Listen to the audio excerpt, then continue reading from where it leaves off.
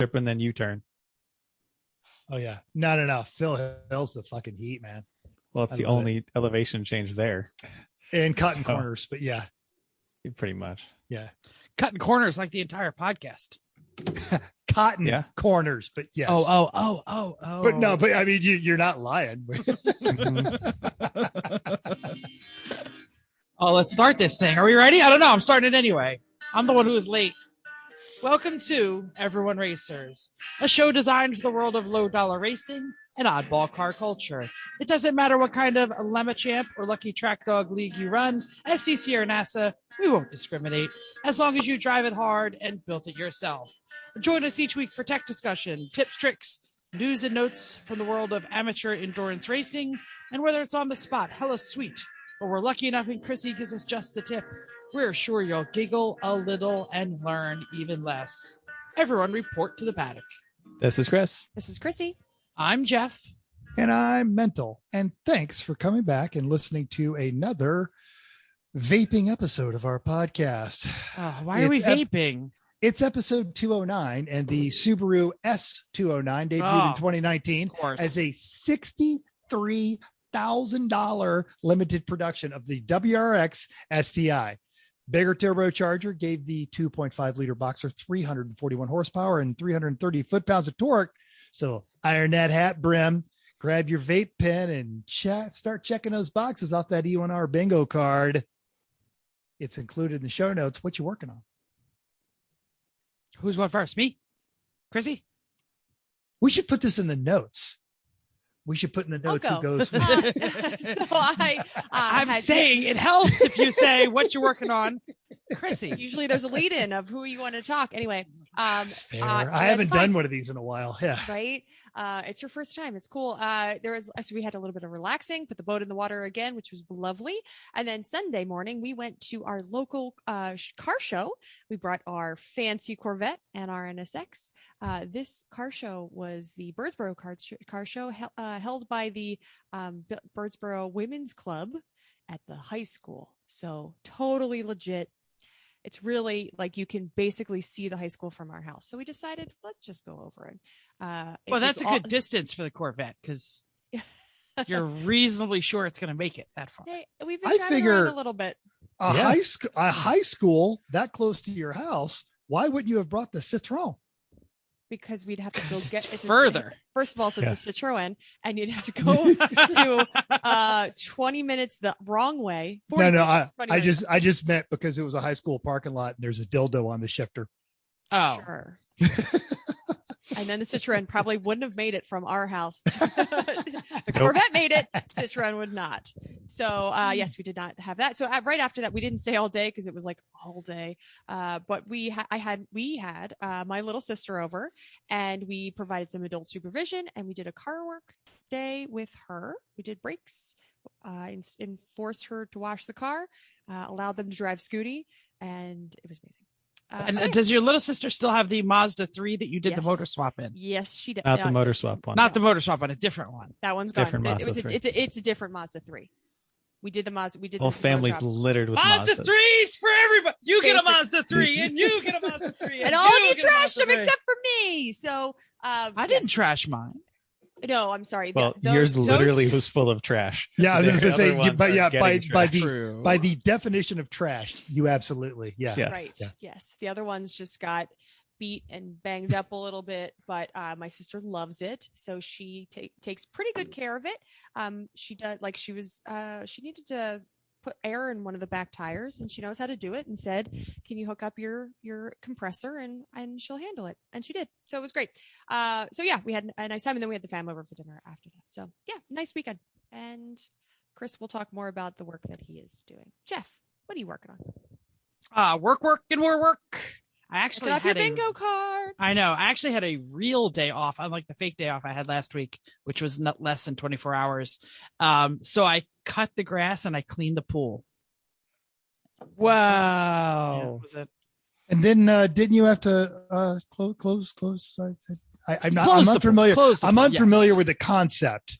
Yes. Closed the pool. In wintry climates, you must cover it. Or else when you open it in the spring, like the frogs are in it. It's like, And the leaves.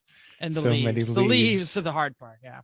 While I was coming home from work and like in the middle of the night, as you can see, if you're watching on YouTube, I'm back in my office. I'm at my desk. The office is sort of back to just the half of the furniture is back in, but not all of it. But all Don't the show carpet people is that. back. Don't show your Why? people your mess. It's It's- junk. Yeah. It's still It's construction. everyone who knows Jeff is Yeah. expecting a mess. Yeah, no, No. Here, What Chris here, look just, at just this. said. Look at this. You missed it. Clean desk. What? Oh. That'll last about Because- 12 more Because he minutes. didn't put anything on it yet. He just moved it there. Yes. I don't even have any of the drawers in yet. Chris so you can't suggested see we any of that you stuff. not show us your junk. That's a good Oh. idea. Yeah, don't show my drawers.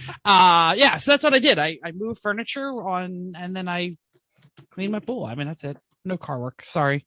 Next weekend. No. Next weekend I'm going camping. Weekend after that, I have a set date to pull the motor of the Z and put a roll bar in my brother's Miata. And then bring the Z to a shop to Bring the Z to a shop. Absolutely. do all the work. Great. Cool. Well, I mean, like the frame. Are we trying to do the frame? Yeah, yank the frame. Yeah, we need a body shop to. It needs the front end cut off and a new one welded on, and the quarter panel cut off and a new one welded on. Yeah. So we're doing Big all stuff. that and still not going with a new Z. It's Or new is it cheaper? Z's are Or what? not that easy to find, and but this one's already has The a cage in cage. it and all the other cage stuff was that a we've giant done. pain. Yeah. We're gonna Yeah, have to sure. redo a good bit of the swap stuff because the front cross member building and Yep. clearancing and stuff will have to be redone again, but that's all right. Yep. Anyway, Chris, what are you working on? Cool. The Mazda. Yeah. It's all done. I That- thought it was like smooth. Everything was Saturday finished buttoning things up. I adjusted the subframe after it was moved out of position slightly by an errant Integra at Thompson. Did an alignment, got the wheels on. So okay, let's see if this works. Because there's no shift cables in it yet. So Chrissy gets in, steps in the clutch. So I grab the linkage. I got to put it in gear. Nope. Goes fine with the car off. I shifted and all the gears, everything's fine. Once the car's on, doesn't work at all. Will not go into gear, despite the fact that the clutch hydraulics work fine. It's a Speed 3 slave cylinder, Speed 3 master cylinder. All works fine. Looking at the hydraulics, works great. You can watch it, goes through its full travel. No problem. The pedal feel, perfect. Stock. There's no weird gaps. There's nothing. Works fine. But the clutch does not release. So pulled it all back apart. Trans is out on the floor. So I look at the clutch. Fine. Did you put it in the right way? Well, this is the question. According to the directions. I thought I must have put this in backwards. I am an idiot. I get the clutch out. I look at it, and the one side of the clutch says gearbox side in German. And that was the side pointing toward In German. the gearbox. What's Yeah, what's it's the a word Luke for clutch. gearbox side? I knew it. Getriebsbesitz. I knew you'd know it. That was funny. Can I excuse me? Can I mention that the reason that I said did you put it in the wrong way is because how many times have we put in a clutch for the first time in a new car the wrong way? Like we've done that, I think, to 2 different E36s. E36s, because yes. the instructions Yes. are wrong, and we know Right. that. That's That's didn't why know it we until went there. But After. our instructions might be wrong. I just don't assume that Chris doesn't know how to put in a clutch. Well, I looked Smart at plan. on this clutch set, Getriebsbesitz, I put it gearbox side, and this is a stock Speed 3 trans with a stock Speed 3. It's an aftermarket replacement, but made by the company that makes the OEM ones, clutch. It is an aftermarket flywheel because is it a Getrag? What is it? Who made that transmission? Asian. Oh, okay. I thought they were an Asian company, not a German company.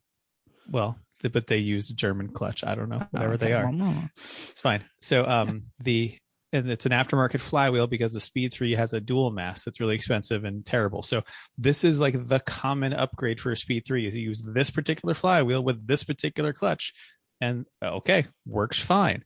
So all of that completely stock, essentially. Like this is the normal setup. doesn't work. And the block in the Speed 3 is the same block. Block is exactly the same.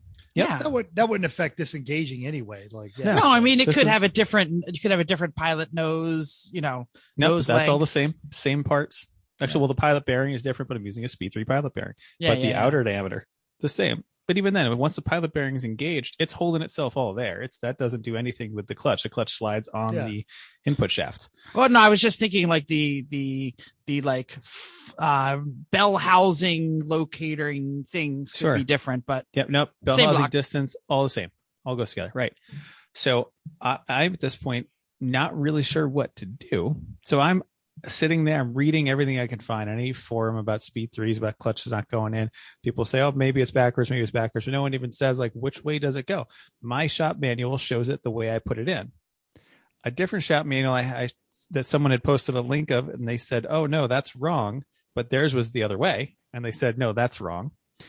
I'm watching videos on people doing this. I see one video where they put it in the way I did. I see a different video where they put it in the other way, but different. These are different clutches. They're not the same one I have. Looking at the clutch and the pressure plate and everything together, I think that the way I put it in, which is the way it says to do, Getriebsbesetz, that way looks like it has more interference with the pressure plate, because that's where the part of the clutch, one side always sticks out further. Yeah. The sticky outie part was toward the pressure plate. Looking at that, I can see where there's a greater chance of interference there than the other side. If I put the sticky outie part into the flywheel, because of the way the flywheel is, being not a dual mass flywheel, there's room there for it to go. And there's no interference on the flat side of the clutch with the pressure plate at all. Jeff. The name of this episode is now the sticky outie part. Okay. I'm just telling you that right now. I need that to happen. That actually Great. kind of works for what's going to happen this weekend anyway. So yeah, totally. Yeah. So I'm essentially out of ideas aside from put the clutch back in the way that it doesn't say to do it and see what happens, because It can't hurt. there's nothing else wrong. And it looks to me, looking at all the parts, holding them up, just putting them, moving them around, feeling behind them, like looking carefully, it's a less chance of interference putting it in backwards. When you have eliminated all of the logical possibilities, the illogical makes sense. I got nothing else. So next week, I have a new pilot bearing coming because the other one went in a little rough. So I figured it's a part. I'm replacing it again. And I've got, what else do I have? That's about, I have a couple other little things. Like I had to drop the subframe this time instead of the engine. And I noticed some of the original sway bar end links with 253,000 miles on them. The boots are torn. So I said, well, I guess I should replace those because they're $15 each. Yeah. So It's like I'll just do $10 that. Rock Auto done. Yeah, And exactly. 420, and that's all probably 422sucks.com. Sorry, Chrissy, I stepped on you. Oh, I was just going to say you should tell them about the new thing you bought. Is it a sticky outie thing? You bought a new toy. I Oh, did. it's definitely yes. a sticky outy thing if Oh, it's yeah. a toy. I bought a transmission jack at Harbor Freight. Oh, Because this I look trans at is- them all the time, and I go, A This sticky I trans is should have heavy. one of those. a sticky Yeah. uppy thing. This trans is heavy. It Yeah. the stock one I can kind of grab and muscle. This one, nope. It's a good 50 pounds heavier than the other one. Wow. It's that much bigger. It's huge. So yeah, transmission jack, it made it so much easier. It was amazing. Like it was built for this stuff. Who knew? I might need that for 2 weekends from now when I'm Ah, messing with the Z. Okay. Axe. All right. Yeah. So it were actually, and I dropped the subframe with it too. And once I unbolted the steering rack and some suspension stuff, put that under it, pulled the 4 big bolts out of the subframe, lowered the transmission jack. Much nicer than trying to like bench press it on your back. Yeah. And you We've can't all been there. ever get your elbows in there to get any Yeah. mass. You're like really forearming it. Yeah. It's terrible. Yes. So anyway, hey, I if you've ever say did a clutch in a Flip Speed it and 3, send it. I'm like, whatever. Like, if what you've else ever are we done a going clutch to in do? a Speed 3, let me know. But this is all I got left at this point because everything else works. And the sticky outie part doesn't stick out that much. Like it's a pretty, The back spacing Some- of the clutch disc is it is not much. pretty It's zero. pretty minor. Yeah. I like it. Worst case, I just have to pull it out again. But you've got a new transmission Ah. jack, so who cares? That's terrible. Mm-hmm. All right. All right, Mets, I Anyway. think you're up. So I did the Vegas Auto Fest, posted a lot to our Instagram page. I know I posted probably 100 things onto the story because there was just some amazing hardware up there. That was a blast. It started out very, hot and sweaty. And then after we got everybody parked and the entitled people got over themselves, a lot of fun, highly recommended. Come out and see a low key car show.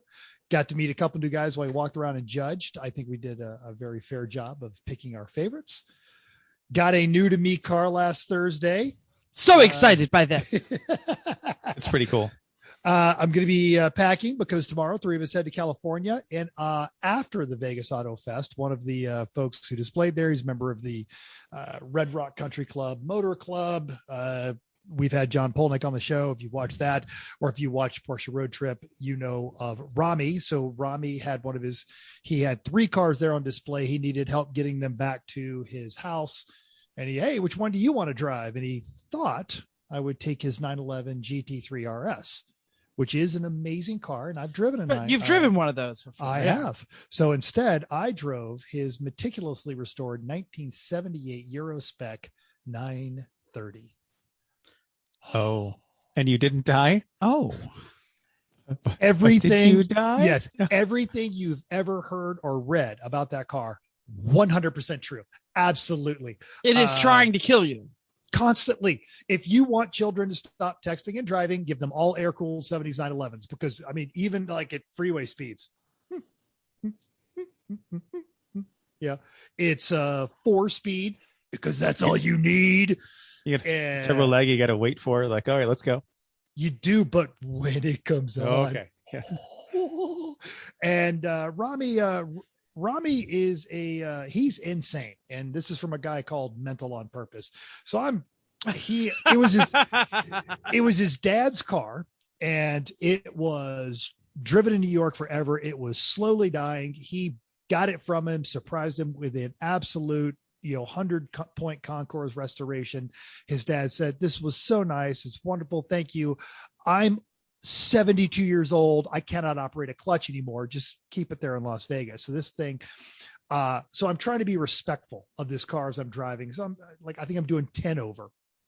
Rami's also got a G-Wagon, and another friend of ours is driving his 911 GT3 RS. And as I'm doing maybe 10 over, both of them blow past me at triple digits. Yeah. Like, you friggin', grandparent.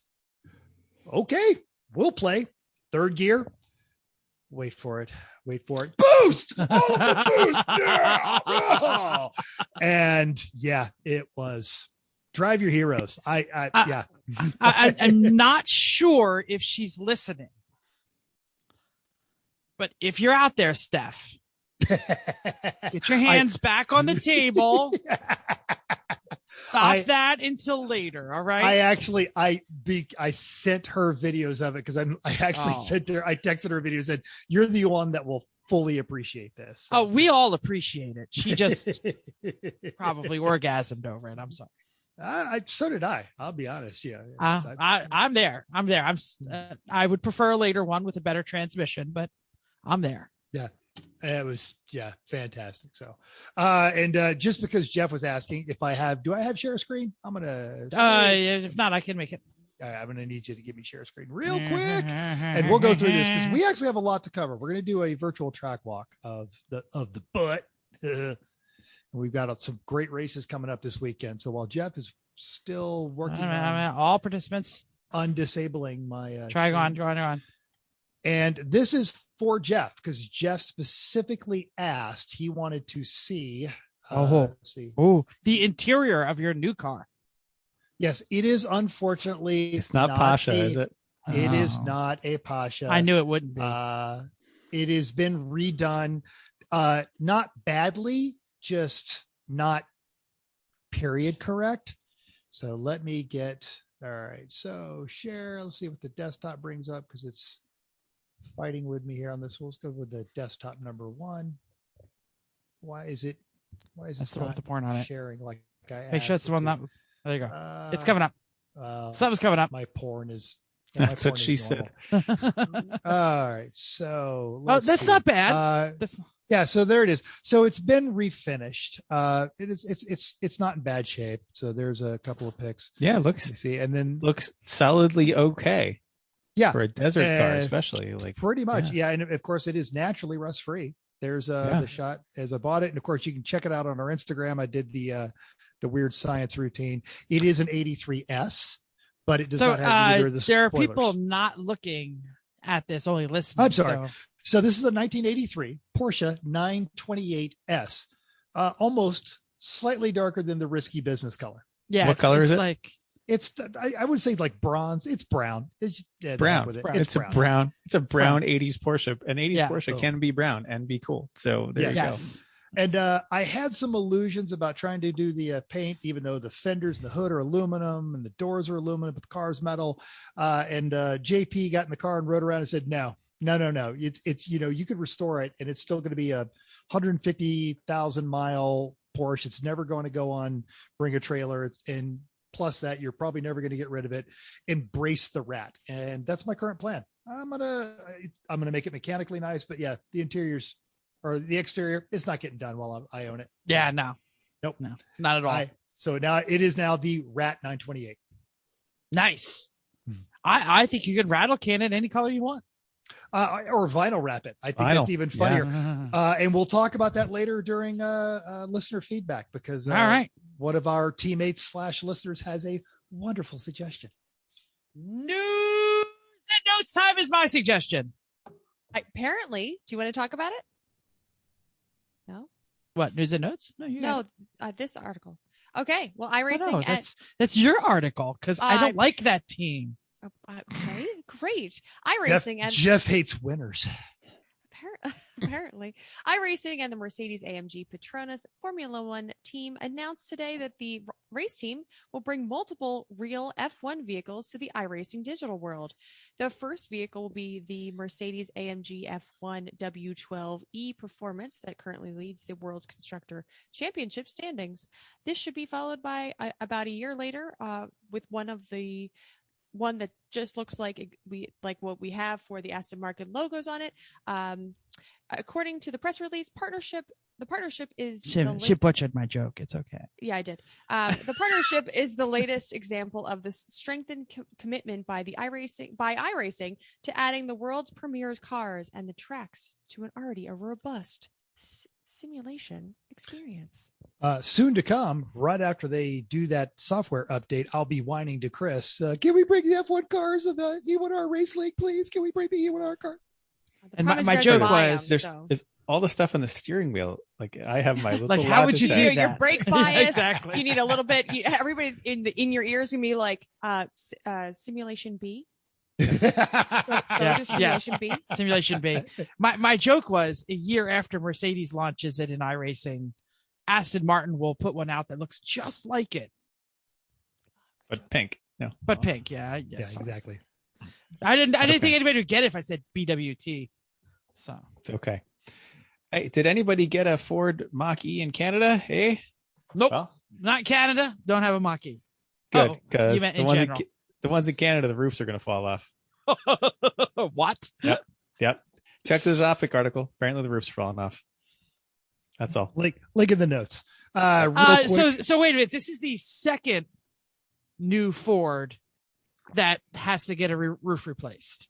Because remember the Broncos. But this one, at least the roof is attached. Yeah, right. The Broncos are removable roofs. You're supposed to be on roof. No, that's a bad thing. That shouldn't fall off. Yeah. Oh, hosers. Yeah, sorry. Cool, good looking stuff that doesn't fall off. Guys, custom bracelets. Was at the auto show this weekend. Got lots of compliments on mine. She even had a booth set up. You can only get these on Instagram. Check them out. Guys Custom. Tell them Everyone Racer sent you. Tell them Mental sent you. Tell them Jeff sent you.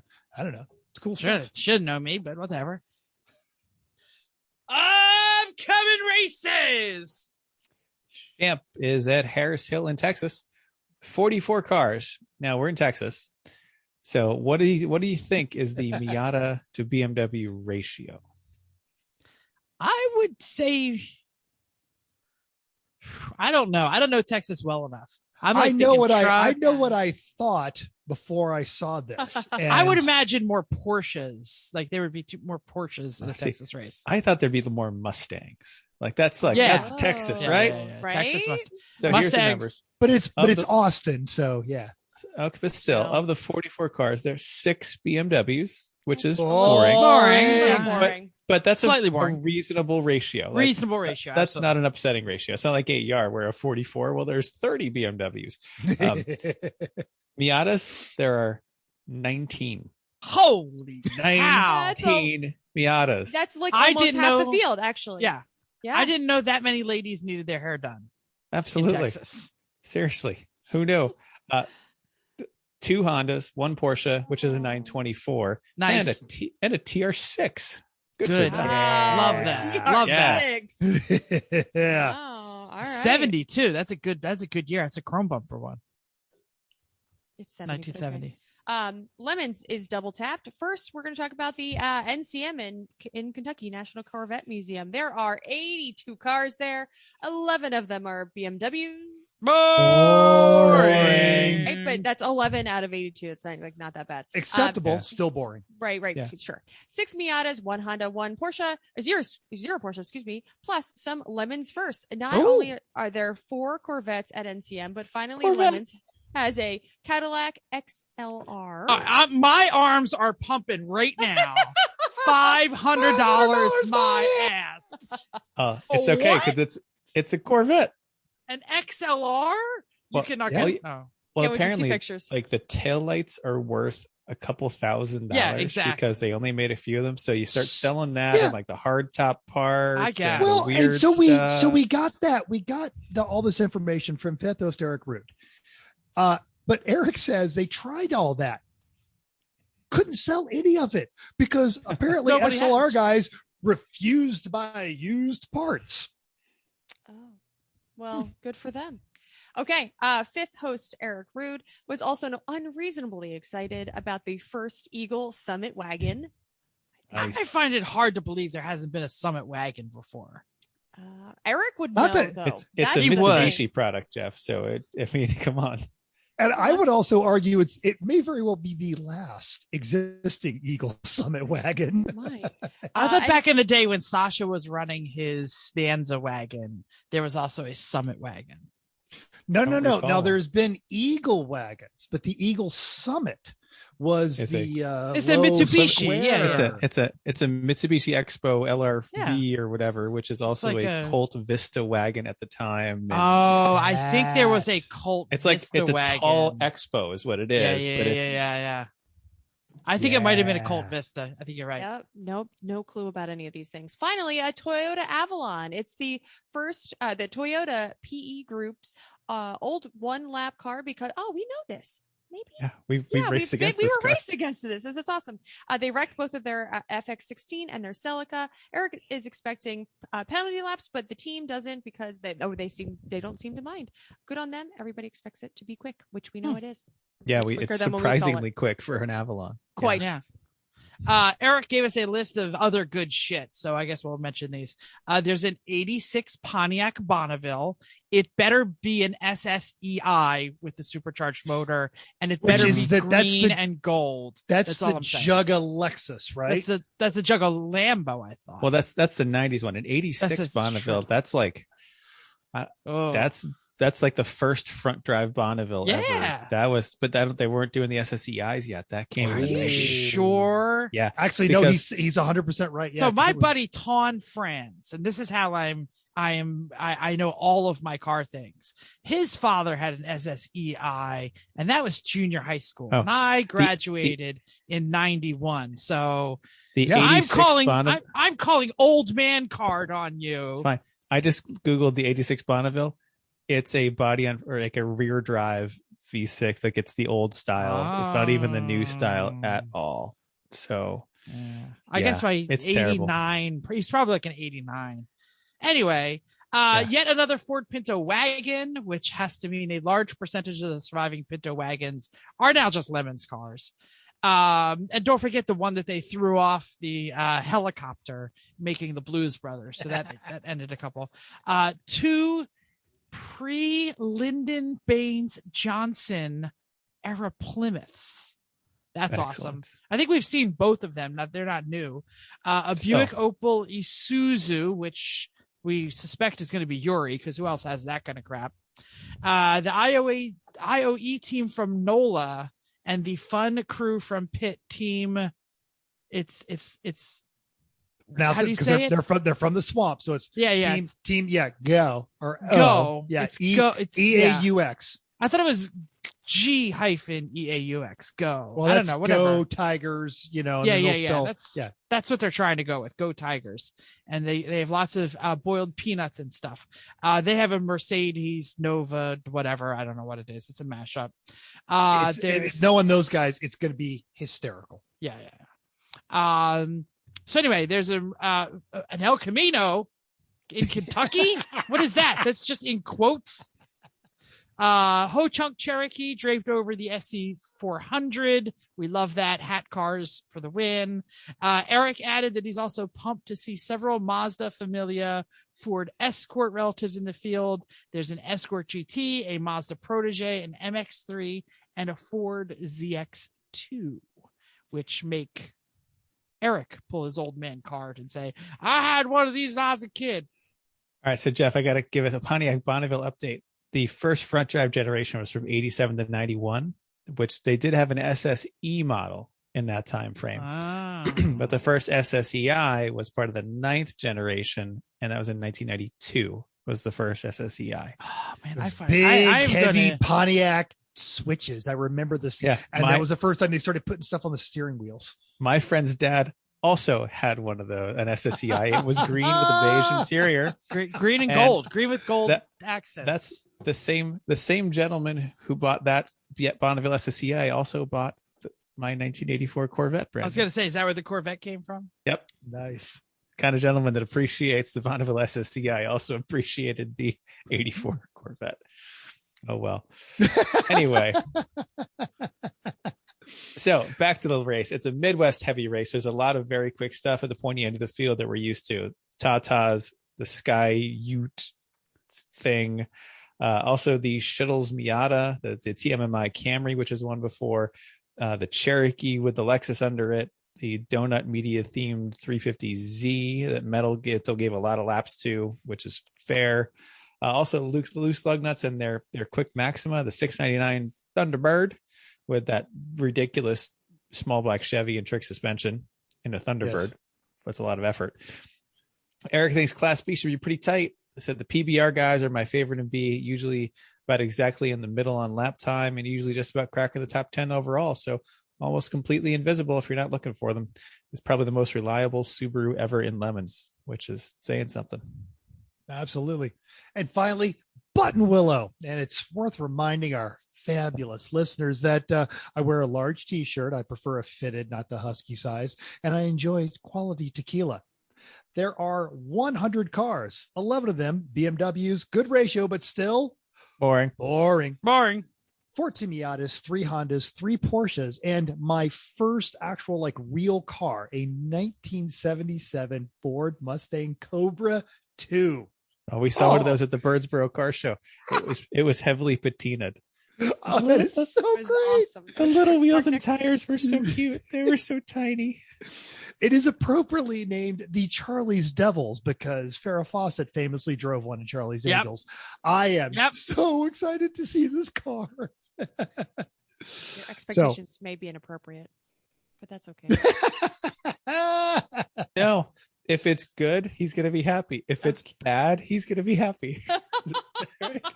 Because it's a proper way for a bad Mustang to die. Oh, okay. Good. All right. E1R was at the Nelson's Ledges with only 19 cars entered and 14 raced on Saturday. This is a very exciting race. Wow. We talked about that last week. I know, but I found terrible. that there's still only 14 cars raced. So Ruben Performance took first and second. With only 1 lap in between them, and then on third was RSC Racing. Sunday, RSC Racing top spot, and Ruben Performance in second, third, and the second place was on the same lap as the first. And there were only 10 cars on Sunday. Oh, that's like at the least they last kept it close. It's like the last HPE session of Sunday when everyone else is left. Like, And It you're was like, the Time last to go. couple people going. Yeah. like we're an hour late. yeah. My truck And is it's- packed. Yeah, it's always My and it's session always might supposed to show be up, like might not. it's whatever group it is. It always ends up being the everyone else group. Just Right. go, just fucking All go. remaining Right, cars. but all the Cars, fours, yeah. and just don't be dicks because you got ones out there, right? You're just Yeah, like, exactly. okay. Yeah. We had to combine groups because we were running a little behind. And so you get 5 fuck minutes, it. If you're 2 still laps. here, come on out. Yeah. Right. It's going to be But a that's- short one. Right. And you get out there, there's no one there. You're like, this is ridiculous. That's what this is like. It's the last HPD session of the day. Oh, well. Champ Car was at Palm Beach Raceway. Saturday 8-hour race was level 1 to Miata. Marathon Motorsports 3 laps behind. On that same lap was Blue Steel and a Miata. Sunday's 7-hour race had 2 Gus and a Miata on top. 5 seconds back was level 1, and 47 seconds behind them was Rotary Rocketeers, who took the fastest lap and apparently did not blow up their Doritos, magic Is it- spinning Doritos. all possible- Mazda podium. That's weird. Yeah. That is good. Is it possible the name of that team is 2 guys in a Miata? It is. I'm sorry. Okay. That's Or it could be 2 Gus. 2 I like Gus. it's 2 Gus. They both Gus wear and a overalls. Miata. Yep. Yeah, there could be 2 guys named Gus. In which case, if there was totally. two, It's guys. if there were 2 sorry. people named, no, and Chrissy, far be it from me to ever I mock know. a typo. Right? But if you've got 2 people named Gus on your team, that needs to be part of your better team be. name. It just Better has be. to. I should have just said that's what it was. No, it was. Well, two guys. we're all screwed up from trying to pronounce GYX as Oh, I was just GYX_customs watching. Yes. for our guys custom. Anyway, bracelets. Anyway, what's next? VIR full course WRL. 2 days of racing. On Saturday, GTR 99 was on top team. ACP Tangerine was on the same lap, a minute and a half back. Choice Racing was right behind them. We have no idea what kind of cars these were because WRL doesn't have that kind of information available. On Sunday, first place was Thunder Bunny Racing, and a minute behind them was Hammer Motorsports. It better have been some sort of Mercedes. And 26 behind them was Screaming Goat Racing. At the end of Sunday's race, the top 7 were all within 1 lap. So 7 cars all within 1 lap. So that's a hell of a race. And we don't know what the car count was either on this. So WRL, more information. it was a lot. please. No, It no, was no. 50. It was 80 actually. Well, it was 80, but 50 cars In the race. in the Right. race. Yeah, Yes, yeah. there's And, plenty of DNFs. yeah. 50, I think, finished out of the 80. I apologize. I wrote that, and then I figured nobody would ask. And really, we didn't have all this stuff because I didn't get a hold of WRL. They're actually very good about responding to us when we asked them. If you watch former guest Tyler Hoff's Instagram, he had a heartbreaking story where Kingpin Racing, which runs one of their 911s, got held up by a car that, as they waved the green flag, its electronics shut down, and they got pinned behind them while everyone else went around them. And it was just, and you could hear on the radio, I can't go anywhere. It was just, they had to play catch up the rest of the day. It was awful. A long race, 7-hour race, right? Yeah. Mm-hmm. Where you start? Where you get you? Yeah. Listen up, feedback. I got all the fun ones. Yes, go ahead. These notes. I posted a great picture of a car show, and Chris and I attended, like we said, with the C4 and the NSX. Lots of great discussion, including Mental's old boss. But Tom P had a great comment. I LOL'd whenever I saw a C4 in public. As in, I made it to its destination, even when I drove mine to Bowling Green, and the other attendees were either you actually drove it from here to here from NY, or I wanted to bring my C4, but whatever XXX fill in the blank broke on it just before I left. That's about right. It's the skip shift and the lack of what is that? The cross Ceasefire. Your ceasefire. Yeah. That was it. Skip shift and ceasefire. It's just not going to make it. Well, we don't have skip shift because we got the 4+3. The skip shift is only on the 6 On speeds. yeah. Yeah. So Eric K agreed on last week's episode. This was a great episode. Chrissy's enthusiasm for her track day event was contagious. Loved it.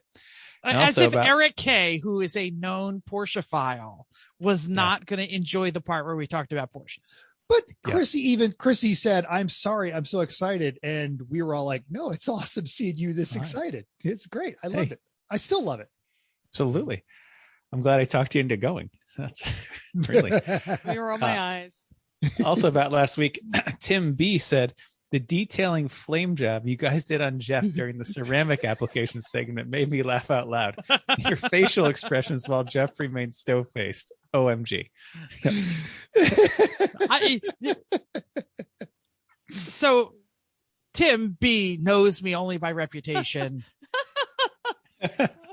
Which is If not you wrong. actually got to see the vehicles that I typically drive, you would know that every bit of flame was completely worth it.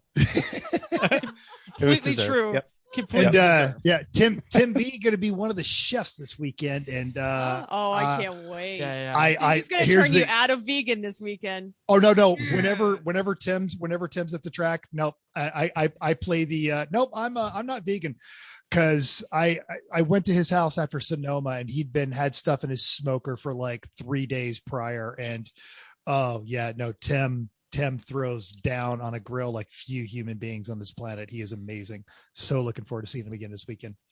So oddly enough, Mental's new 928 S83 in brown over beige got a lot of comments on the Instas, of course. Corey D said, a man who creates his own problems. Oh, wait. And Al J said, oh my, this will not end well.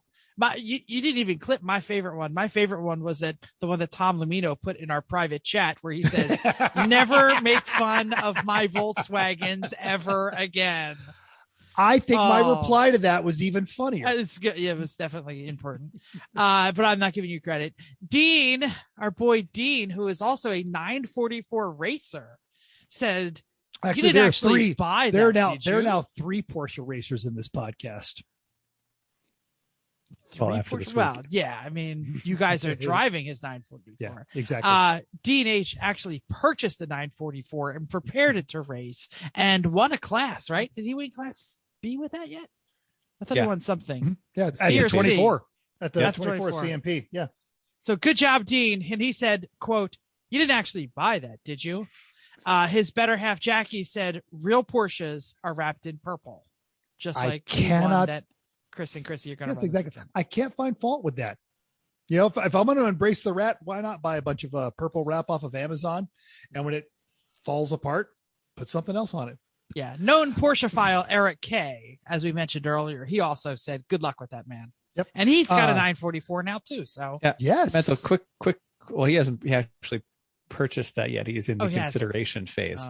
Just buy it. Do you know when the last time the timing belt was done on that 928? So the 4.7 liter, which is 234 horsepower, first available in 1980, first in 1983, is a non-interference motor. So it does not have the same.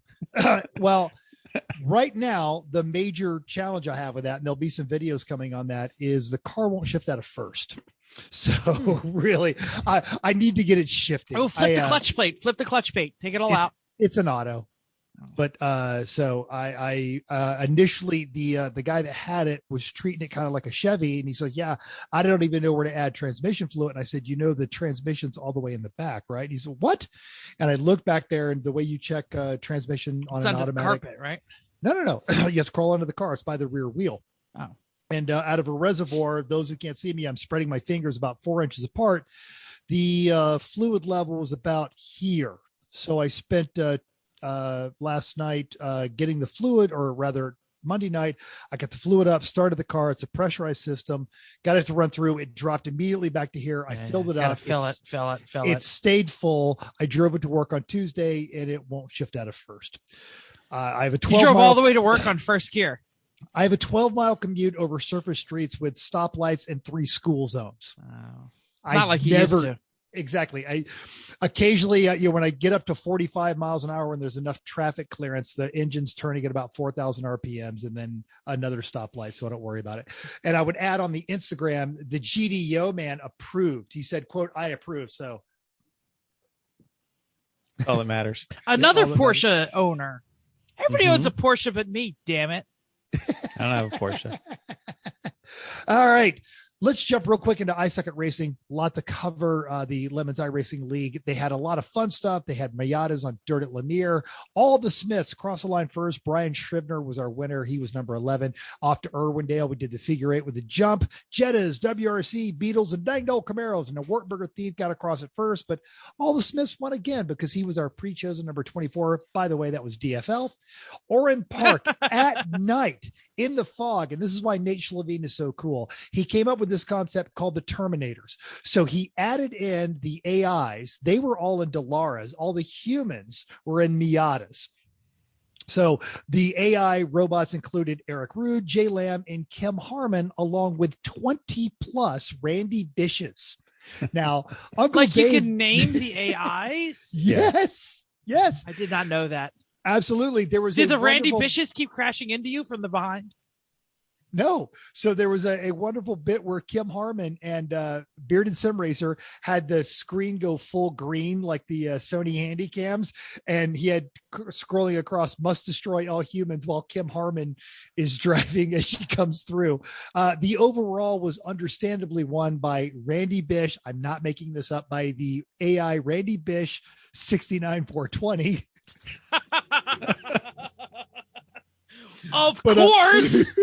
But Who else was gonna win? But and Randy Bish was in the booth, and he's like, I can't find fault with this. I think in a world where robotic Randy Bishes take over, I'm excited to bow down to our Randy Bish overlords. honestly, and not only that, he would absolutely demolish this neighborhood in Australia where there are now houses and rebuild Oran Park. And I'm okay with all of that. Finally, we wrapped it up with Uncle Dave, by the way, won that number 7. Finally, Sebring circa 2007 with huge ass wang. So we had all the Delaras and the Indy cars. Sitco cross first, but the winner was Rambler in number 6. Nice.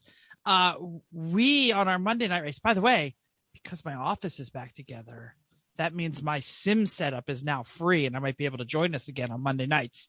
So join us all on Monday nights and you can make fun of me who hasn't raced in a month. I actually finally made it to the Monday night race, and every time I do it, I always like, why do I miss this? This is so much fun. So much fun. 9 p.m. Eastern, whatever. I don't know what this is. Is this standard time? Is this daylight? No, I'm in standard time. You're in weird time. Whatever. Eastern time. It's Eastern Daylight Time right now. Daylight. Thank you. Eastern Daylight, whatever. 9 o'clock, hosted races, E1R. There's a password. It's ST43. Join us.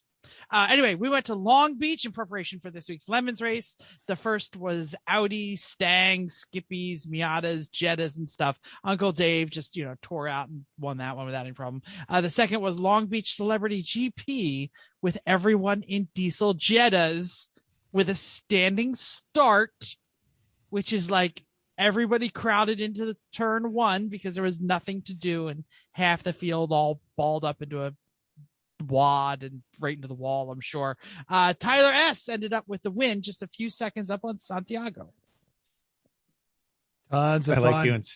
That's why I like doing standing starts, because well, and that was actually, especially with Jettas, one of the subjects is people go, is this going to be a pace car? And Dave goes, no, and Chris, it's a standing start. And then we get the stoplights. We're like, yep. Yeah. Like, it really doesn't matter. Like, nobody's passing anybody in the diesel Jettas in the first 100 feet. Like, nope. Surprisingly, we actually, like, some people got a better start than other people. It was fixed setup baseline too, because I wanted to make them crappy, because that's what you get on the Celebrity Long Beach Grand Prix, right? Yeah. Yes. But usually you get like a Toyota Celica or something at least moderately interesting. We didn't have any of those. No. Oh, well. No. Oh, well. You know who else doesn't have a Toyota Celica? I would say, else Chrissy's who mom. doesn't crash out half the field before the first turn. But yeah, okay, you go with yours. Well, I like both. Oh, boy. Who is it? Oh, it's Chrissy's Chrissy's mom. Oh, I'm You know what? waiting And for also you to say it. Chrissy's sister. That's right. Why not? Over in the Apex adjacent podcast, Eric, I'm sorry. Oh my God, why am I blanking on his name? Ian, thank you. Ian was traveling to the True 24 and he injured himself preparing scones for the team. And I was like, 2 kinds of scones? Oh, he should totally be racing with us. Facts. Oh. And honestly, the other part of that, Dave, like he's not interested in racing yet, but I think we can get him there. But he says, quote, I will din mother the shit out of the first Lemons team I'm on, which, yeah, so you're welcome to race with us anytime you want, Dave. Yeah, absolutely. We're a little far from them. Anyway, main topic time! Something I know nothing about, but luckily Mental wrote me stuff. That's good. Hey, tomorrow, Chrissy and I get on a flight for LA. Say the title. Say the title. The butt preview. Thank you. Oh, wow. Okay. Mental's excited to talk about the butt. Oh, they're going to be butt jokes for months. It's going to be great. Absolutely. So we're hopping on a flight, Philly to LA nonstop. Friday morning, we drive up the Grapevine to the Buttonwillow. This weekend, it's going to be dry. It's going to be hot in the mid 90s, if not hotter. Yep. Overnight's going to be in the 60s. Bring a light coat because it gets chilly because once you've been in the 90s all day. And plus, I'm sure with our group, there's not going to be a whole lot of thick clothes around just because. Yeah. It's definitely going to be a lot of. I actually to and from work. I listen to my SFPR playlist on Spotify. It's a public list. You guys can all join it. So it's the Sorry for Party Racing SFPR for the race weekend. They're already getting pumped up.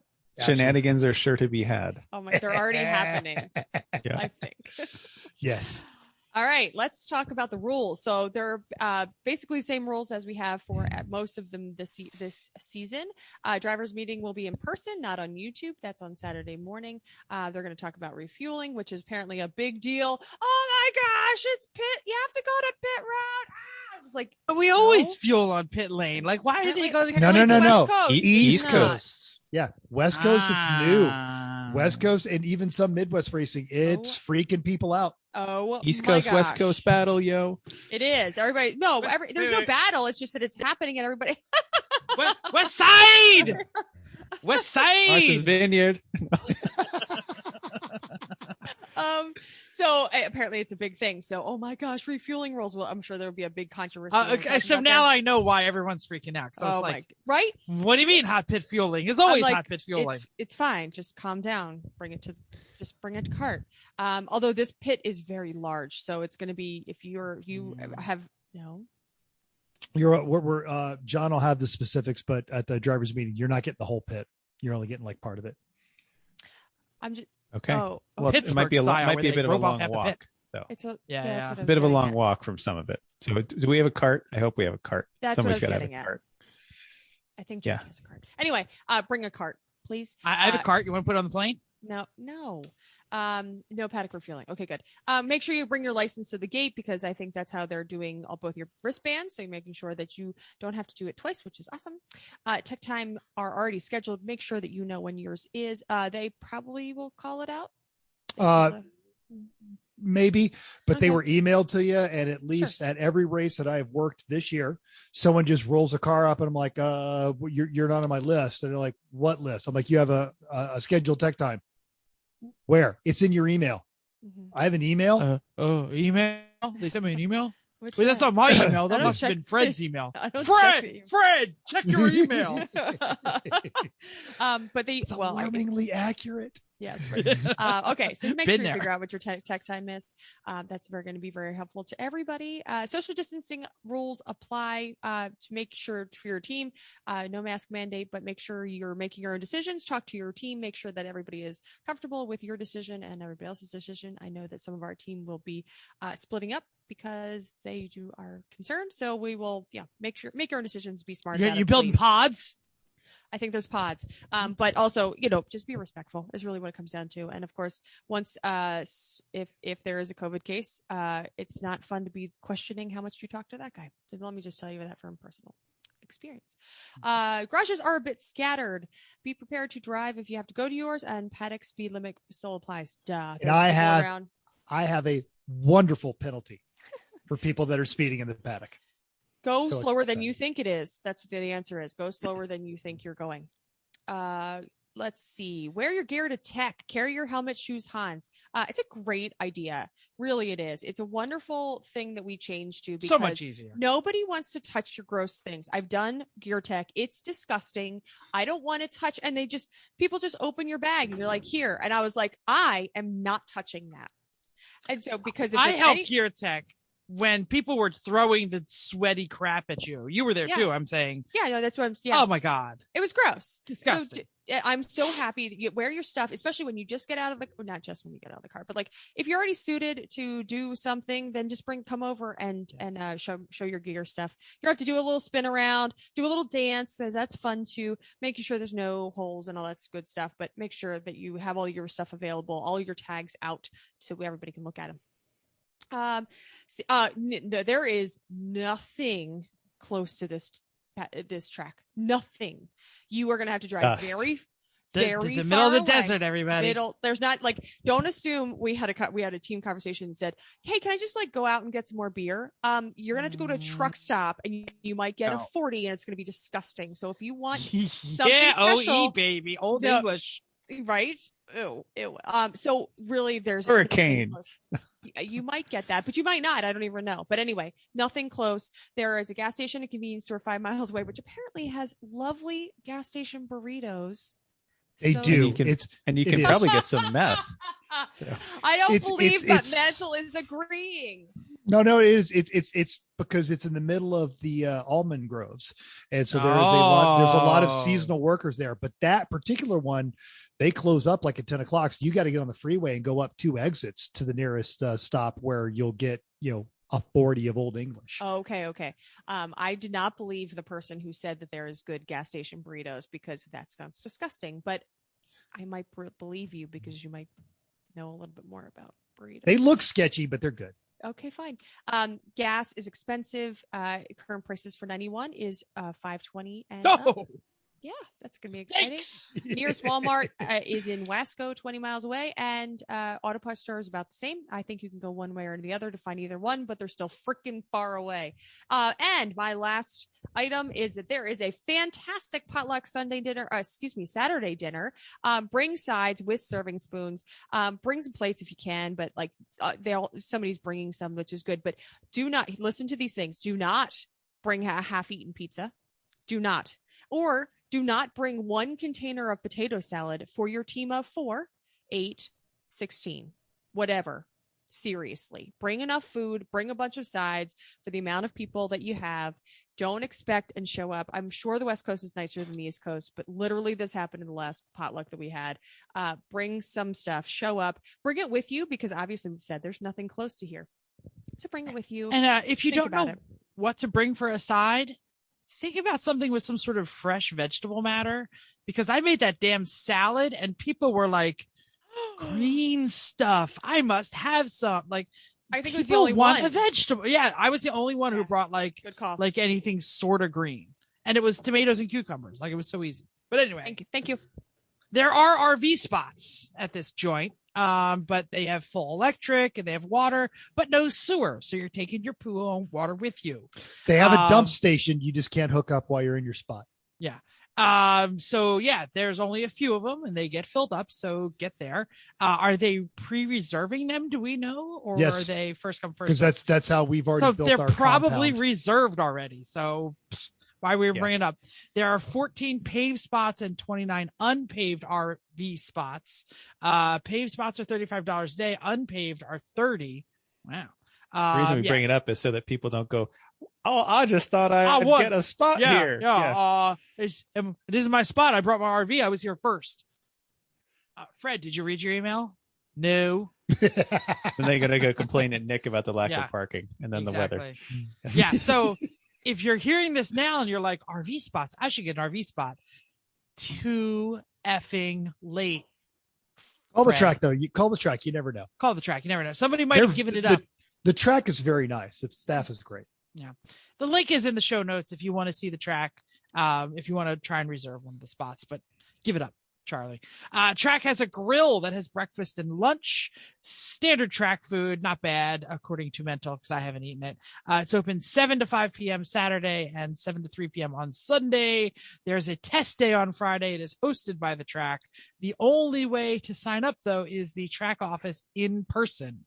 So if you have not yet registered for the track day, that is possible. If you have not registered for an RV spot, good luck, Chuck.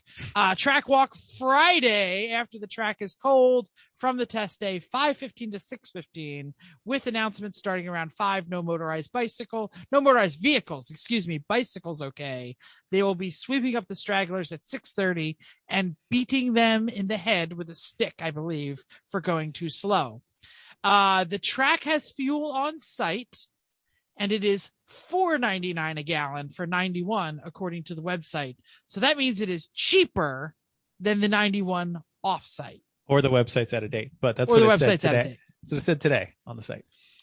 Thank you for digging that up. There is a tire center at the track. That Very is good tire staffed. center. Yes. Wow. And also that's where you get your ice. If you need ice for your cool suit, they sell ice. The last 3 races, I've seen people with loose tires going, is there a tire machine around here? I'm like, no, asshole. There's not a tire machine around here. But hey, good for Buttonwillow. Oh, Chrissy, that's you. It's big. Sorry, I thought we were talking about the fuel and I missed the conversation. I'm sorry. Let's talk about the track. Woo! Okay. Lemons is going to be running the bus stop option with the back straight, which makes this a 12-turn course. The bus stop is turn 6, even though it has 2 turns. If you were there the last few years, it's going to be that layout. do we know which number layout this is, Mental? Buttonwillow has 40 something configurations. I think they call this 13 or 26 or something like that. I want to say they call this 13 clockwise. Chris, do you want to try and find one? 13, and put it up on 13. No, I've got it. I already have all that. 13, 13 CW. Okay. Yeah. Cause we're running the off ramp and the bus stop and Phil Hill and Star Mazda. Mm-hmm. So yes, I'm excited to learn about this track. Okay. So we are driving this weekend with the great crew from Ran When Parked and the relocated Sorry for Party Racing. Chrissy and I haven't raced Buttonwillow since 2011, or was it 2012? No, it was late 2011 when we won IOE with Spank and the Class C Onslaught. Yeah, this is fantastic. the Moke, right? The Moke, the America, the Mini, and the Simca. This is very early on in the Simca's life. Wow. So, right. So anyway, we're looking forward to enjoying the track again. And we haven't really been there in so long, so we need a virtual track walk. And we haven't been there, so I certainly can't do it. It's been too long. So the person we're going to have do it, they are a licensed instructor, a racing official. They've taught and raced there for 3 years lately, not competing at this race, but we got them here tonight. So let's welcome our guest. I didn't know we had a guest. This asshole. Who invited him? Hi. By the way, Mental, I don't know if you read. Sorry, I'm not better looking. I don't know if you read the comments on the recently released Lemons video where you are commenting on. What race is it? I can't even remember. Autobahn. Did that one with Eric. It was great. You're catching a lot of heat in the comments, buddy. Just so you know. Long hair, hippie, his hair. Yes. Yeah. I'm going to take the comparisons to Keanu Reeves as a compliment. So I was only doing that so you had time to put up the track map. Put up the track map. Let's do it. Okay. So, track map I did not put up. Give me a handful of seconds. I brought up a video. So we are. Oh, we're going to and show I will actually have some copies with me if you guys want it. No, you pull up whatever you're going to pull up. You're in charge. I know I'm terrible at this. Sorry. It's a good layout. And here is, I believe I am allowed to do this. Share should be on. All right. I know, right. Share should be on. Like Jeff said, I'm just at this point, I'm stalling. All right. So I'll sing. Well, I've got a good Doobie. thing for stalling. I went onto YouTube to try to look that up to see the comments, and I'm logged in as E1R, and this is how I know some things going on in life lately. There's a Porsche 928 video. There's some Aussie Man reviews. There's Apex adjacent, and there's a mix of Van Halen eruption guitar solo. So I think that has to do with the 928 as well. So I was gonna say, because either that's Jeff or they just tied it into the 928, which says legit. All right, folks, we're gonna run a little long. And if you're not racing at Buttonwillow this weekend, thanks so much for listening. We really appreciate everything. But let's talk about this because it is a 13-turn course, and we are going to bring up the first. Well, we'll start with the map right here. Now, as you can see, they've got and they like to name their corners for obvious reasons because there's a half a dozen different configurations. The track is actually properly and safely set up to run in both directions. It is owned by the SCCA, first came operational in 1996.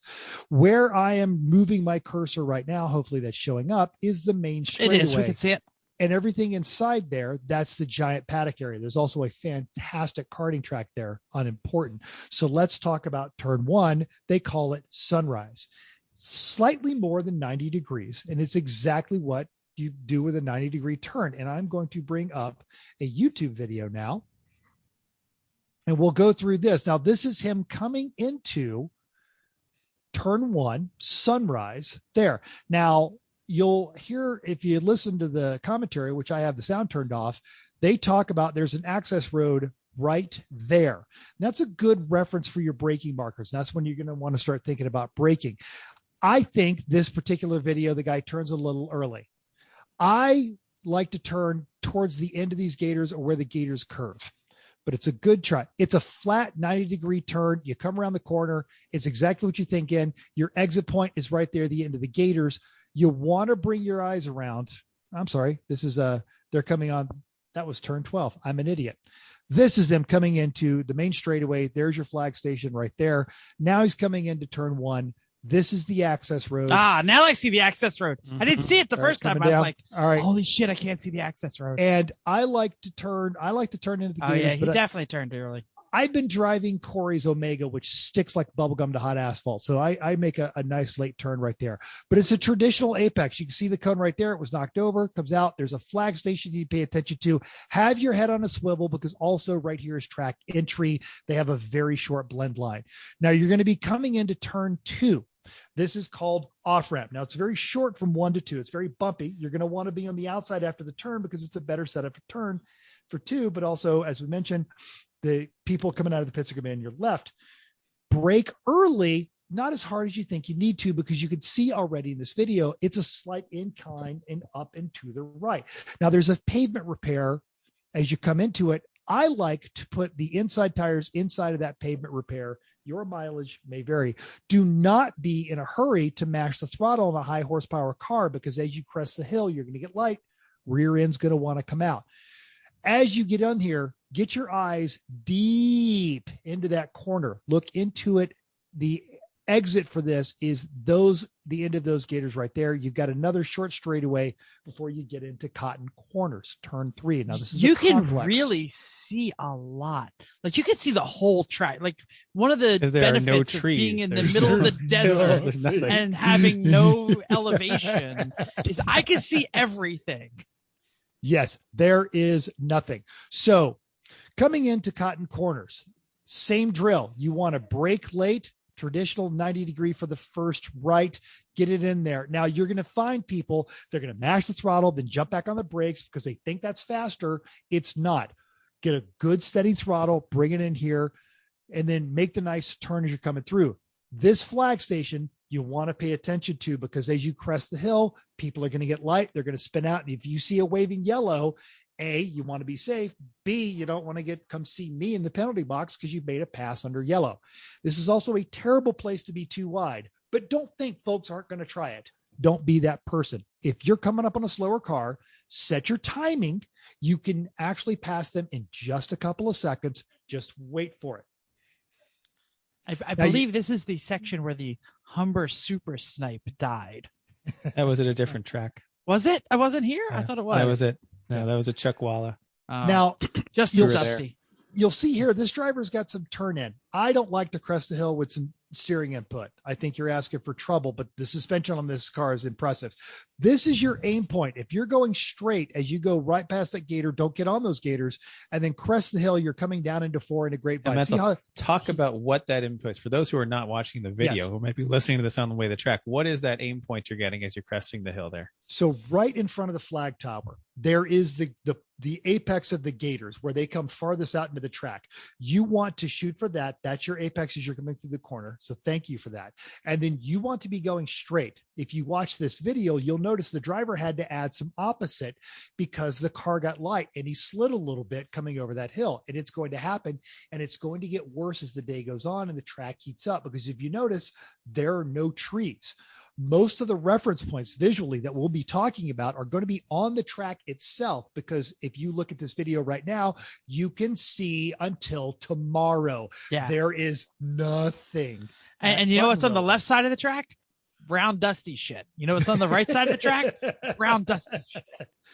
So you'll come down. And if you go into it, it just goes everywhere and gets into every nook and cranny of everything. Oh my God. Yeah, if somebody goes off, you're going to be able to see it forever. I'm still cleaning dust off from my off when I drove the WAP last year, and Matt made fun of me for it. So as you're coming down this hill, you do want to dab the brakes a little bit to set the nose, because you're going to be turning into Grapevine, which is a right hand onto the back straightaway. Now, there's not the straightaway. It's also a fairly traditional. Now, this is exactly what they're talking about. If you look in the video, there's a big cloud of dust. And that was just somebody who dropped a wheel. It wasn't even like a big one. If they go off, the track can get completely obscured. The other key point to this is it also is a good point where it's going to get slippery as the day goes on. Use those gators, the curbing on the outside for your reference as you're coming out of there. A question. Will the dust create problems with the surface? Like if you go through a cloud of dust, is it a skating rink, or is it, it's not a skating rink, but you'll know where there's dust getting kicked up on there. Yeah. Depending on how hot it gets, you'll also get those little heat twisters, and they'll just be moving across the racetrack, and folks are driving through them and driving around them as you're coming down. The little dirt devils. But it's not like marbles, like on a gravelly track. No, it's dusty, but it's not. It feels dusty. I've lost a little traction. Gotcha. Now, keep going. Coming down, as you come up here, you'll notice there's a slight yump as you're getting set up into turn 5. So this is the bus stop, right? Before you turn 5 enters you into the bus stop, and that's going to be the right turn we're talking about here. There is a flag station on the inside of that corner. You really don't need to slow down. Don't go into it your first lap with it matted, but start to build speed, and you'll find out exactly where your traction limits are. The later you can turn here, the better off you're going to be. You get it in there, touch that curbing on the inside again. You'll see the driver here had to add some opposite lock because they went into it. I think he turned too early, and I think he pinched it. I like to let her drift out here if I've got the whole track to me, but you can do this almost full throttle. This is now the bus stop, which is 2 left turns and a straightaway. So we're coming in the first part of it. You'll notice he got his upshift done. Both of these turns, the nature of them, you don't want to be shifting, because the car, as you push in the clutch and go to gear, car gets light. So get the shifting done. I like to do it before you enter into 5. There's another great dust cloud in this shot right there. Oh, there will be dust clouds all day. Yeah. So now the bus stop, pair of left-hand turns and a straightaway. You exit 5, clear your mirrors, because the fast folks, your eyesores, all those guys, they're going to be rolling up on you, hella shitty, all that kind of stuff all over this. You're going to also be picking up speed, and genuinely, as you enter into the first left, there's not a need to get on the brakes. This left is even faster than 5, and everyone's going to be passing you. Now, if you're setting up for a pass and you're getting ready to go around a car, before you pull out of traffic, a real quick glance at those mirrors, make sure you're not jumping out in front of something that's moving quick. So you come down this straightaway through here. Now you'll notice the road itself jigs to the right before it goes back to the left. Don't fall for that. Go straight into it. This one, you can actually touch that curbing as you're coming through the second left, exiting turn 6. And notice those curves are both of those curves are black from all of the people that have run over. Yeah, them. So that's what I was going to say. The same thing. Yes, exactly. Now, this exits you from bus stop into what is called truck stop. And again, you'll notice someone just dropped a wheel. The whole track is almost covered in dust. Wait till someone actually spins out. It's insane. So as you get set up into turn 6, give your suspension a good load on, get the wheel set, mat it. You can go through this just hammering all the way through, and then the floorboards. Right. It leads almost seamlessly into turn 8, which is known as Riverside. Now, off to the right, you can't see it here. That is another flag station, and it is also the other black flag station besides the main one on there. So if you do this properly, you're not going to notice really a difference between 7 and 8. It's just going to bleed right into it. 8 is a long, high-speed sweeper. The outside of 8 is very bumpy. It's going to feel like it's. So you want to kind of set the car in the middle. The inside also gets bumpy in there. If you've got a little space, take it in the middle. If otherwise, give faster cars around here. The entire track itself is actually very wide. So if you need to pass someone on the inside or the outside and you're certain they're not going to do anything stupid, you're clear to do it. A quick sweep of your mirrors saves you from any fast moving surprises. Get that wheel set. Now, the visual reference I like to use is I look all the way through 8, all the way up to Phil Hill. Chris, I heard a breath like somebody was going to, Jeff was just yawning because I'm not boring. No. I'm totally enamored trying to figure out what kind of Honda this is and who signed the dash. It's an S2000. It's turbocharged. It's an AP2 too. So it's he's I believe the prefaces the video, like he's making about 300 horsepower is what they said to the wheels. Oh. So you'll note they're coming in here, and here's where you can see the setup. Now, the tower I'm referencing is right there, but that's just a good place to bury your eyes because there are very few visual references off the track. Let it come wide and then bring it back to about the middle of the track before you enter into the setup going up to Phil Hill. And again, I'm amazed at how much of the track you can see. You can see this entire S. It's a great place to practice. Yeah. If you've got problems with your vision, you tend to focus about 30 feet in front of the car. This is a great place to train yourself to be better at that. And probably a really good place to practice the traffic management because you're going to be able to see what's happening so far ahead of you. Plan your passes 2 or 3 turns out. And that's an excellent point. Absolutely. Now, as you crest Phil Hill, there is a cone right here. It'll probably last 2 or 3 of the first laps before it gets punted. But that's your turn-in point. And just like the other hill, you don't want to go over a hill adding steering. You'll notice the driver in this video had too much. Now he's got opposite lock as he drifts over the hill. The car is going to get very light. Where this red MR2 is, that's where I like to aim the car as I come over the hill. There's a huge temptation. I've noticed this with a lot of students. As you crest a slightly blind corner, they're always scared and they want to turn more. This is always a bad idea. Have that line before you crest the hill. And again, look at how much track you can see. Yeah. Crazy. Now you exit Phil Hill. It's a nice little apex right here. This is a great place to get a lot of passing done on the straightaway, going all the way down into Star Mazda. You're going to be cooking. It is going to be very hard on the brakes. Take note of this flag tower because folks will drop a wheel. Now, Star Mazda goes forward and it's a center apex. That's the plan. Sometimes things change. And if you do the actual, what they call the crossover turn, it's a double apex. We're going to have to ignore that part for this.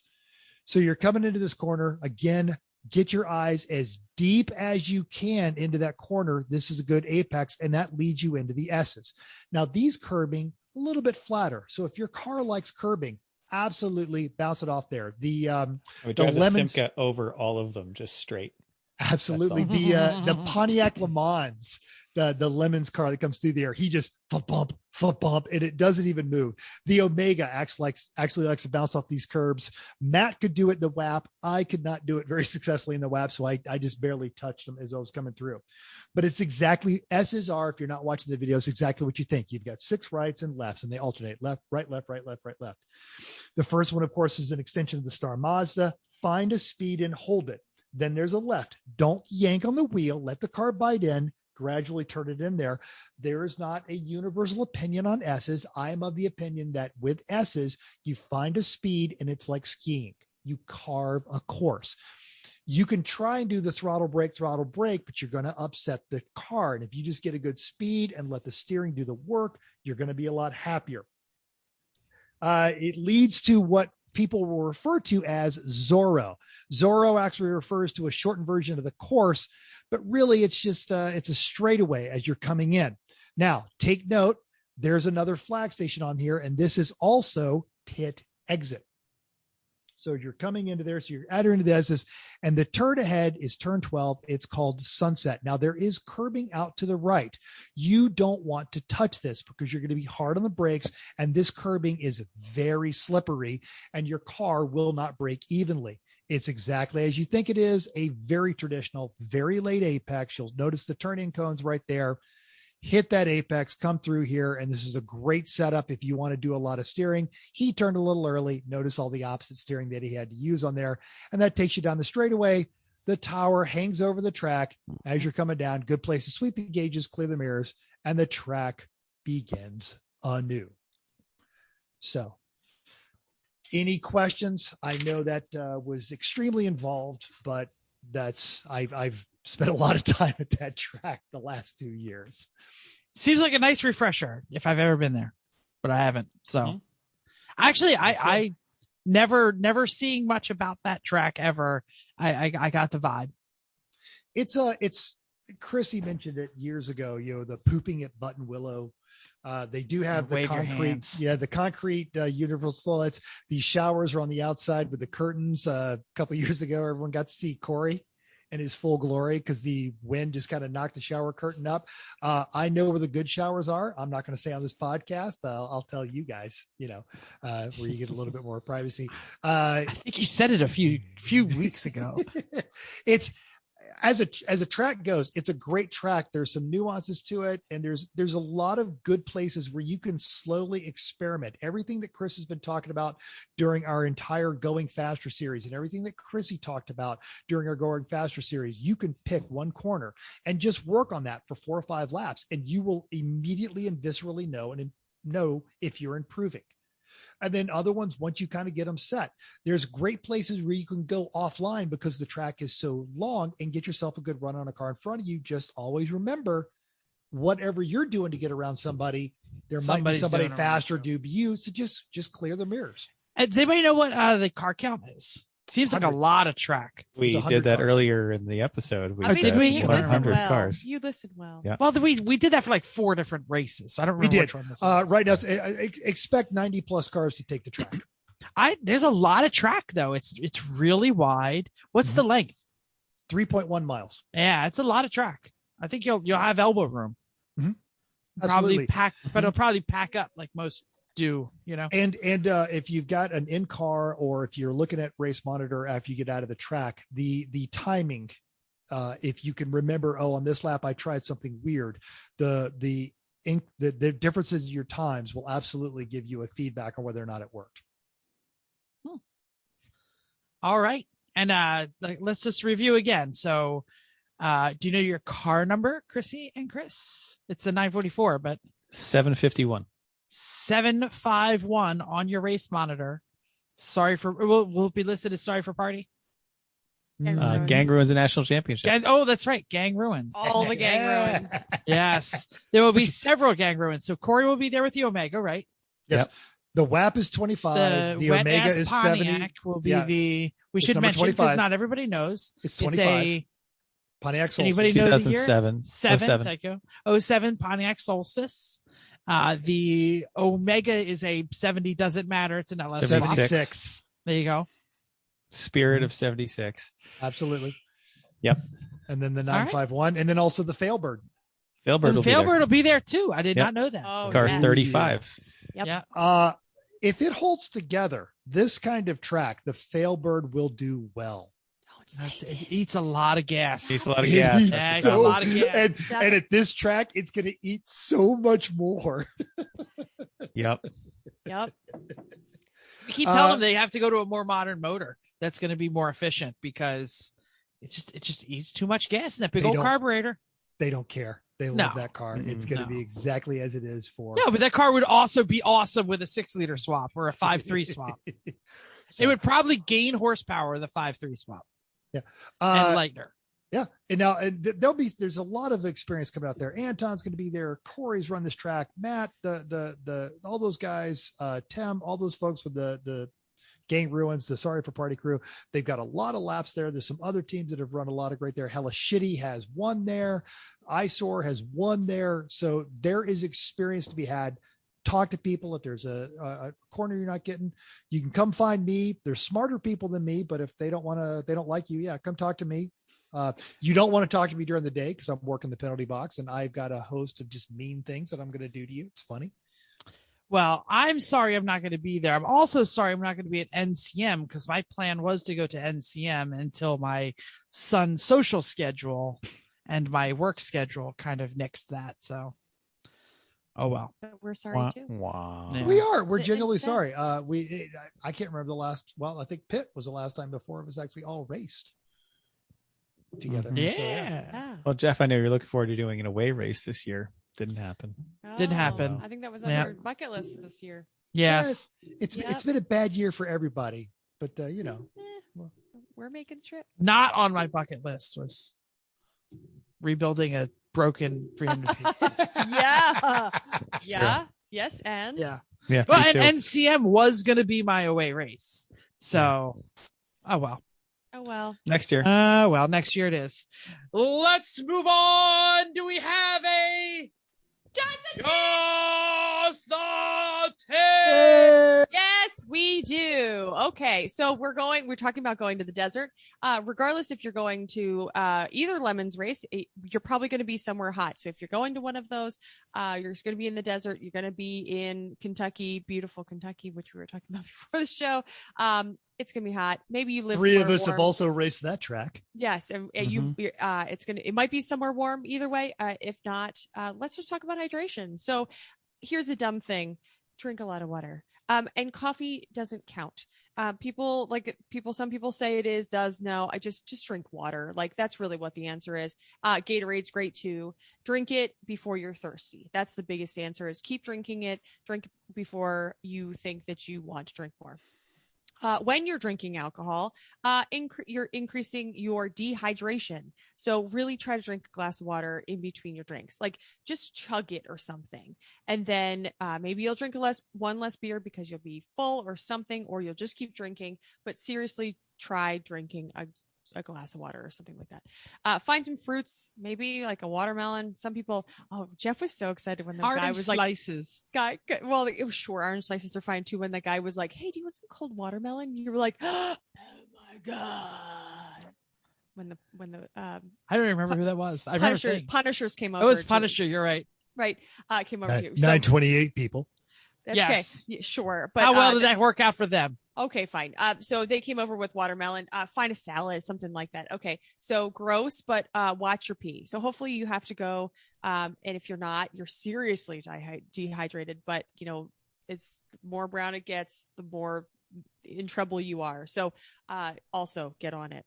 And you can consider investing in hydration salts. If you're going to a race this weekend, it is too difficult for you to buy that, but we love a thing I'm called. showing you something you're not paying attention. Yeah. We're Oh yes. There we go. Except that it's on fire. A little smoke, a little oil smoke. It's fine. I'm It's totally trying fine. to It's do a totally show here. Okay, Come on. Okay, I'm almost done.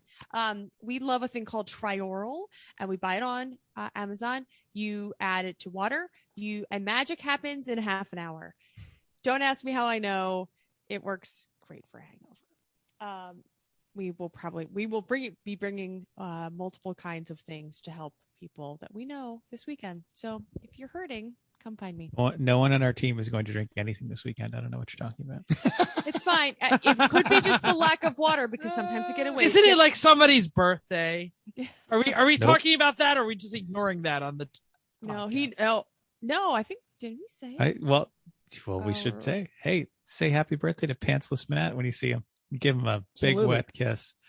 And a claw. No, And- COVID. and- Don't give him a kiss. That's true. Okay. Yeah. Air kiss. Or- no, grab his then that's ass. better. Like That works, too. grab both cheeks. You can't catch COVID grabbing a butt. So I absolutely. suppose. At least Yep. you don't think so. Anyway. That's good. I want somebody to grab his ass and be like, "That was from Jeff."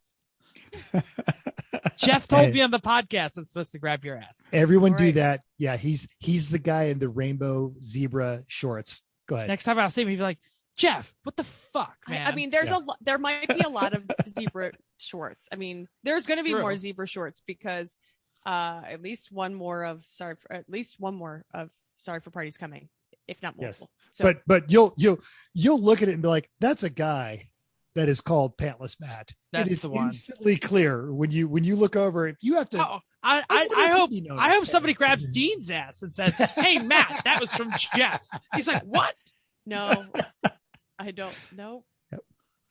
All right, that's all I got. Drink your water, please. Mhm. Awesome! I'm so excited. I'm jealous, and I'm going to be at Boy Scout camp, so I probably won't have enough internet to watch. Oh, But well, we'll try to it'll be text you, and there. then it'll just load on your phone. when you find I some- fully expect us to be doing some updates. So watch our social medias. Oh, we're gonna be absolutely we will. having tons of fun, and there might be stuff on that Instagram story that we want to hurry up and delete the next morning. But With a guy like Pantsless Matt having a birthday, what could go wrong? Luckily, I'm very excited because I get to hear all about it next week. That's too loud. That's Are you right. telling me? it'll Music's be too loud? it's post butt. Post butt hangover Out of the next butt. week. Out of the butt. Out of the butt. I Excellent like butt that. joke. Yes. The after butt. Thank you for downloading us. We hope you enjoyed this week's edition of Everyone Racers. We also hope you'll join us in the world of driving, racing, and building because everyone can be a racer, even you. If you enjoy this podcast, grab Matt's ass and say it's from Jeff. And then go to iTunes and give us 5 stars and give us a rating. Or if you're watching on YouTube, put it right down there in the doodly-doo, and we'll comment right back at you. If you have any questions or show ideas, drop a comment on our Facebook page, Everyone Racers, or email us at everyone.racers@gmail.com. You can still text us. That's you're showing your wife's face. You're like, That's You're my pointing- wallpaper on my phone. Yeah. I So was text gonna me say. pictures of your junk. Or not. 484-243-0455. That number again, 484-243-0455. Find us on Instagram or Twitter at everyone.racers, YouTube, Facebook, Everyone Racers, Reddit at /E1R. I posted stuff there. Nobody's commented back, whatever. Thanks again, and until next week, keep the shiny side up unless you're racing at Buttonwillow, then it's all so damn dusty you can't tell what side is what. So just keep those wheels down.